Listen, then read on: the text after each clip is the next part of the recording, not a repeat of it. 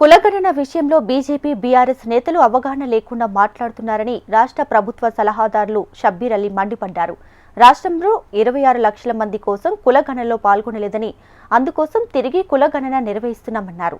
కులగణన, మైనారిటీ రిజర్వేషన్లపై కేంద్ర మంత్రి బండి సంజయ్ అవగాహన లేకుండా మాట్లాడుతున్నారని ఆరోపించారు. బీజేపీ బీఆర్ఎస్ పార్టీలు చేస్తున్న ఆరోపణలు అవాస్తవం అంటున్న రాష్ట్ర ప్రభుత్వ సలహాదారు షబ్బీర్ అలీతో మా నిజామాబాద్ ప్రతినిధి భూపతి ఫేస్ టు ఫేస్.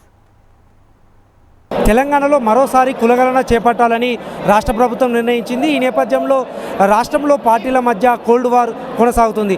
మనతోటి మాట్లాడేందుకు రాష్ట్ర ప్రభుత్వ సలహాదారులు షబ్బీర్ అలీ ఉన్నారు. సార్ చెప్పండి, కులగణన మరోసారి చేపట్టాలని రాష్ట్ర ప్రభుత్వం నిర్ణయించింది. దీంతో బీజేపీ బీఆర్ఎస్ నేతల మధ్య కోల్డ్ వార్ కొనసాగుతుంది. అసలు ఎట్లా అనిపిస్తుంది?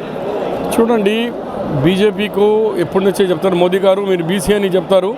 బీసీ కొనుగోలు కూడా నేషనల్ సెన్సస్లో పెట్టండి, ఎందుకంటే అది 2011 తర్వాత సెన్సస్ కాలేదు, ఇప్పుడు అవుతుంది, దాంట్లో పెట్టండి అంటారు.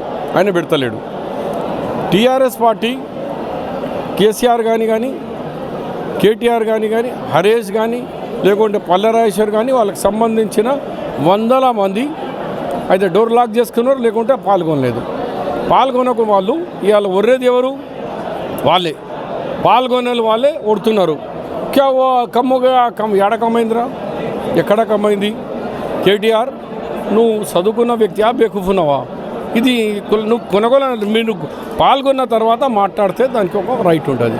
పాల్గొనకుండానే నువ్వు అడిగితే ఎట్లా? ఇందు గురించి మీ అసంటోళ్లకు మళ్ళీ అవకాశం ఇవ్వాలని, ఎందుకంటే 0.3 మిగిలిపోయినారు.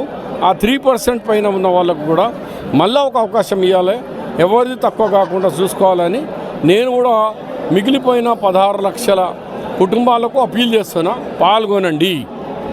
మళ్ళీ దానికి క్యాబినెట్లో పెడతాం, మళ్ళీ అసెంబ్లీలో పెడతాం, దానికి మళ్ళీ చట్టభద్రత తీసుకొస్తాం. మైనార్టీ రిజర్వేషన్ల విషయంలో కేంద్ర మంత్రి బండి సంజయ్తో పాటు బీజేపీ నేతలు పలు ఆరోపణలు చేస్తున్నారు. గతంలో రిజర్వేషన్ల కోసం మీరు పోరాటం చేసిన వ్యక్తిగా ఎట్లా మాట్లాడతారు? ఇప్పుడు రిజర్వేషన్ కొత్తదేం కాదు. బండి సంజయ్ అన్పడ్ మనిషి, చదువుకోమను, మన ఇండియాలో ఉన్న లాను చదువుకోమను. కేంద్ర మంత్రి, అది కూడా హోంలో ఉన్నాడు. ఇది ఇప్పటి నుంచే కాదు, 30-40 సంవత్సరాల నుంచి కేంద్రంలో రిజర్వేషన్ 4 వేలకు ఉన్నాయి. బున్కర్ అంటే బట్టలు చేసేవాళ్ళు, అలాగే అక్కడ ఖురేష్ అంటే కార్యకట్కే ముస్లిమ్స్లో, ధోబీ, మేతర్, వీళ్ళకు మొదటి నుంచి కేంద్రంలో ఉన్నాయి, ఈరోజు కూడా ఉన్నాయి. రాష్ట్రంలో కూడా 1972లో మురళీధర్రావు కమిషన్ రికమెండ్ మీద లద్దాఫ్, దుదుగులుడు, మేతర్ అండ్ పింజరా వీళ్ళకు ఆల్రెడీ ఖురేష్ ఆల్రెడీ వాళ్ళకు ఉన్నాయి. అప్పుడు రాజశేఖర రెడ్డి గారు కాంగ్రెస్ వచ్చినాక బీసీఈలో వీళ్ళను చేర్చినాం. వీళ్ళ సంఖ్య ఎవరికి తెలియదు. కోర్టులో ఓడిపోయింది కూడా. మీ డాటా ఏది? హౌస్ హోల్డ్ సర్వే ఇవాళ డాటా ప్రూఫ్ అయిపోయింది. మేము ముస్లిమ్స్లో 12.58% పాపులేషన్ ఉంటే దాంట్లో 10.08 ఇలా బీసీలు ఉన్నారు.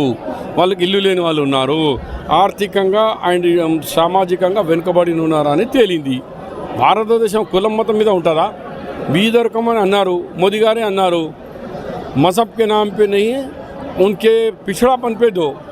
అదే ఇస్తున్నాం. సోషల్లీ బ్యాక్వర్డ్ ముస్లిమ్స్కే ఈ రిజర్వేషన్, వేరే వాళ్ళకు లేదు. స్థానిక సంస్థల ఎన్నికలకు సంబంధించి రాష్ట్ర ప్రభుత్వం వెనుకడుగు వేసింది, ఓటమి చెందామనే వెనుకకు వస్తుందని కూడా బీజేపీ బీఆర్ఎస్ ఆరోపిస్తున్నారు. దీన్ని ఎట్లా చూస్తారు? ఏనుగు పోతే కుక్క మురుస్తుంది. కుక్కలు తిరిగా మాట్లాడుతున్నారు.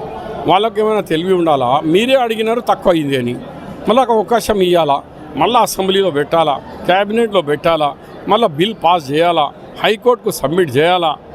మరి ఒక దిక్కు నుంచి తప్పు ఉంది, మళ్ళీ అవకాశం ఇవ్వమంటున్నారు. అవకాశం ఇవ్వగానే స్వాగతం చెప్పే బదులు ఉల్టా చెప్తున్నారు. ఓకే, కులగణన విషయంలో బీఆర్ఎస్ అదేవిధంగా బీజేపీ నేతలు చేస్తున్న ఆరోపణలపై మాజీ మంత్రి, రాష్ట్ర ప్రభుత్వ సలహాదారులు తీవ్ర విమర్శలు చేస్తున్న పరిస్థితి నెలకొంది. అదేవిధంగా బండి సంజయ్ చేస్తున్న వ్యాఖ్యలపై మాజీ మంత్రి షబ్బీర్ అలీ తీవ్రంగా విరుచుకుపడుతున్న పరిస్థితి నెలకొంది. కెమెరా పర్సన్ కళ్యాణ్తో భూపతి, HM టీవీ, కామారెడ్డి.